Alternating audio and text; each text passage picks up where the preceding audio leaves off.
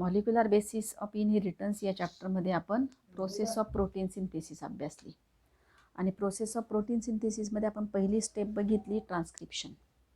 आपण काय बघतोय तर DNA is a master molecule of the sale.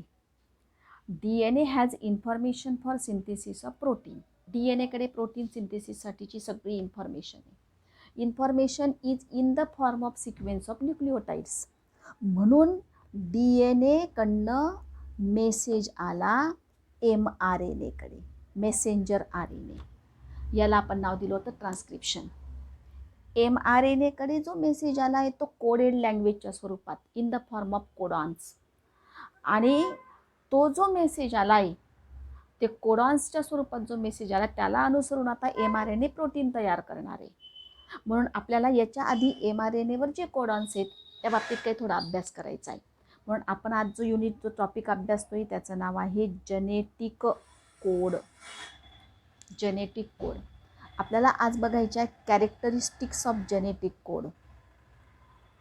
Characteristics of genetic code. पण त्याच्या आधी जेनेटिक कोड म्हणजे काय हे आधी नीट समजून घ्या आणि मग कॅरेक्टरिस्टिक्स आपण अभ्यासणार आहोत. जेनेटिक कोडमध्ये आत्ताच मी सांगितलं की DNA is the master molecule of the sale.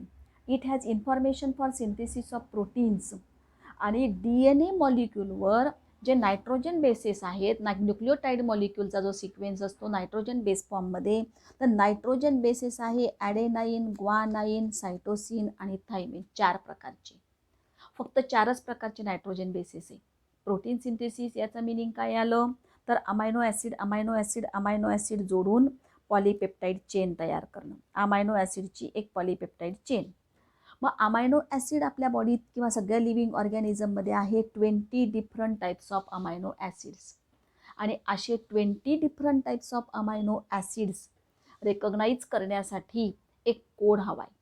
इथं जर 4 नायट्रोजन बेसेस आहे तर जेनेटिक कोड हा जर सिंगल नायट्रोजन बेसचा म्हणजे सिंगल राहिला असता तर एका नायट्रोजन बेसने एक अमायनो ॲसिड स्पेसिफाय झाला असता. मग फक्त 4च अमायनो ॲसिड स्पेसिफाय झाले असते. किंवा जर genetic code is singlet. If genetic code is doublet, जर जेनेटिक कोड डबलचा राहिला असता, डबलेट, तर काय झालं असतं ACG आणि T. इकडं ACG आणि T. तर AA हा 1, AC हा 2, AG हा 3, असं करत करत 4 1 4, 4 2 8, 4 3 12 आणि 4 4 16. म्हणजे if genetic code is doublet काय झालं असतं तर 16 अमायनो ॲसिड्स गेट स्पेसिफाईड. फक्त 16 अमायनो ॲसिड स्पेसिफाय झाली असती. अमायनो ॲसिड्स किती आहेत 20. मग आता to specify 20 amino acids genetic code is triplet. Triplet झाल्यामुळे काय होतं Aचे 16, मग Cचे 16, Gचे 16, 64 कोडॉन्स आर फॉर्म्ड. आणि ट्रिपलेट जेनेटिक कोडमुळे 64 कोडॉन्स तयार झाले आणि that 64 codons specifies 20 amino acids. ही झाली बेसिक कन्सेप्ट. याच्यापैकी 3 mRNAचं स्ट्रक्चर मी थोडक्यात तुम्हाला सांगते. mRNA मॉलिक्यूल जो आहे या mRNA मॉलिक्यूलला 5' एंड स्ट्रेट RNA असेल. 5' एंडला इनिशिएशन कोडॉन AUG आहे आणि 3' एंडला टर्मिनेशन कोडॉन आहे. Termination codon not code for any amino acid, म्हणजे UAA, UAG आणि UGA या तिघांपैकी एक कोडॉन 3' एंडला असतो. आता 64 कोडॉन, 64 पैकी हे 3 गेले कारण हे नॉनसेन्स कोडॉन आहे, कोणत्याच अमायनो ॲसिडसाठी नाही आहेत. मग राहिले किती आता 61. मग 61 कोडॉन स्पेसिफाईज 20 अमायनो ॲसिड्स. ही झाली बेसिक कन्सेप्ट. म्हणून आपण जेनेटिक कोड म्हणजे काय तर genetic code is the collection of base sequences that corresponds to amino acid. Collection of base sequences, बघा मी AUG लिहिलं आहे, हा बेस सिक्वेन्सचं कलेक्शन झालं. आणि कोड फॉर अमायनो ॲसिड हा AUG नावाचा जो कोडॉन आहे तो मिथिओनाईन नावाच्या अमायनो ॲसिडसाठी. मग अशा पद्धतीने जेनेटिक कोड ही कन्सेप्ट आली. आता या जेनेटिक कोडच्या काही कॅरेक्टरिस्टिक्स आहेत.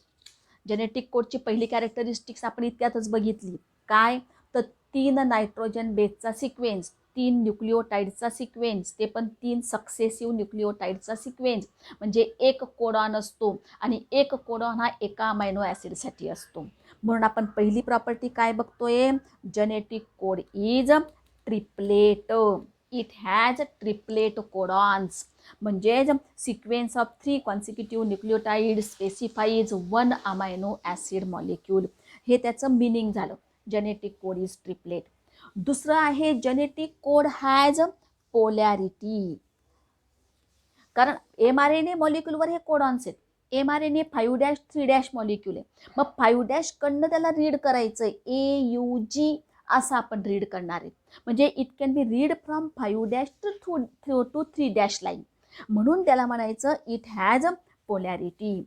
तिसरी प्रॉपर्टी आहे genetic code is non overlapping. Non overlapping म्हणजे तो ओव्हरलॅप होत नाहीये.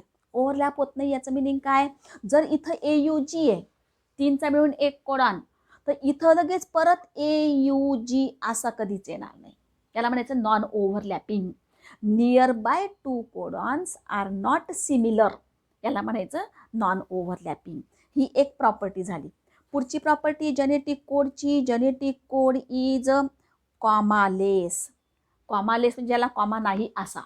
मग कॉमा नाही असा म्हणजे काय, तर 2 कोडॉन वाचताना मध्ये कोणत्याच प्रकारचं पंक्च्युएशन, फुलस्टॉप नाही, कॉमा नाही, काहीच नाही, याला म्हणायचं genetic code is commaless. There is no punctuation between 2 nearby codons. आता आपल्याला माहिती 3चा कोडॉन आहे म्हणून आपण AUG CUC असं वाचू शकतो. पण ज्याला माहिती नाही 3चा आहे तो AUGC असं वाचेल. म्हणजे वाचण्यासाठी, समजण्यासाठी कोणत्याच प्रकारचा कॉमा हा याच्यात नाहीये. पुढची प्रॉपर्टी आहे जेनेटिक कोड हॅज डिजनरेसी.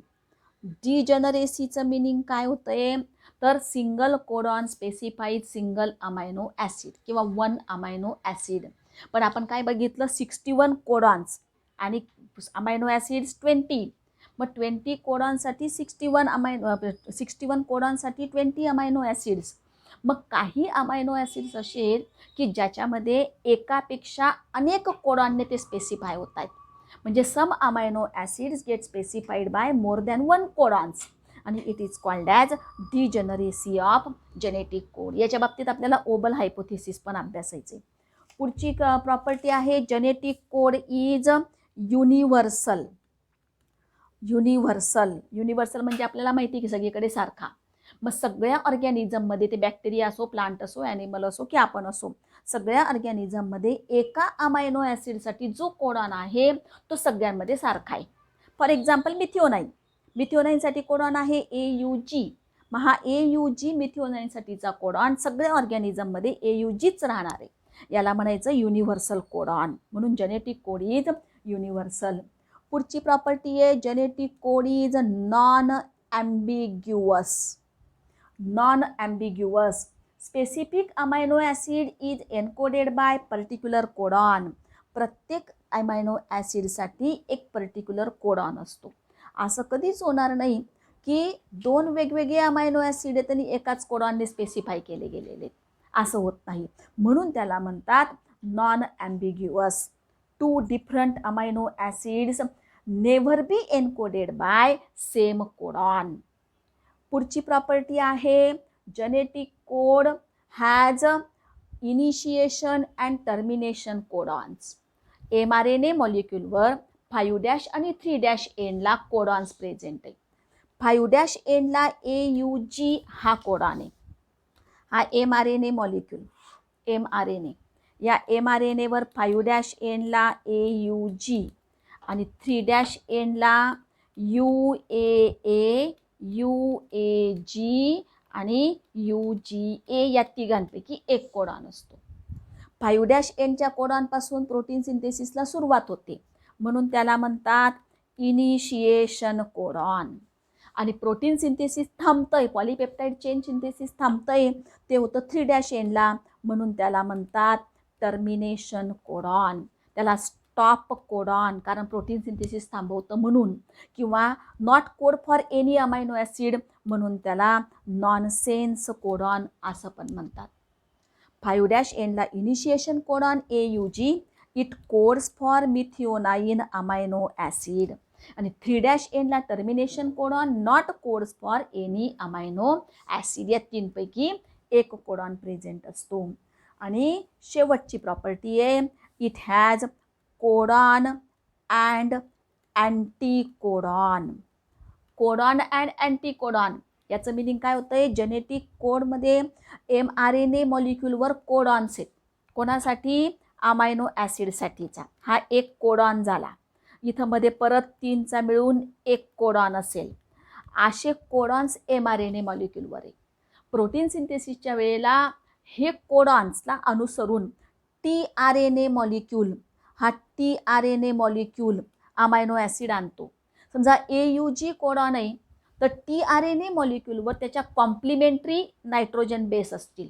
म्हणजेच काय, एला कॉम्प्लिमेंटरी कोण आहे, एला कॉम्प्लिमेंटरी यू, यूला कॉम्प्लिमेंटरी ए आणि जीला कॉम्प्लिमेंटरी सी. म्हणजे कोडॉनच्या कॉम्प्लिमेंटरी नायट्रोजन बेस सिक्वेन्स हा tRNAवर असतो. त्याला अँटीकोडॉन असं म्हणतात. कोडॉन रीड इन 5' डायरेक्शन आहे तर हे काय, आता 3' डायरेक्शनने अँटीकोडॉन्स प्रेझेंट असतात. या झाल्या कॅरेक्टरिस्टिक्स ऑफ जेनेटिक कोड.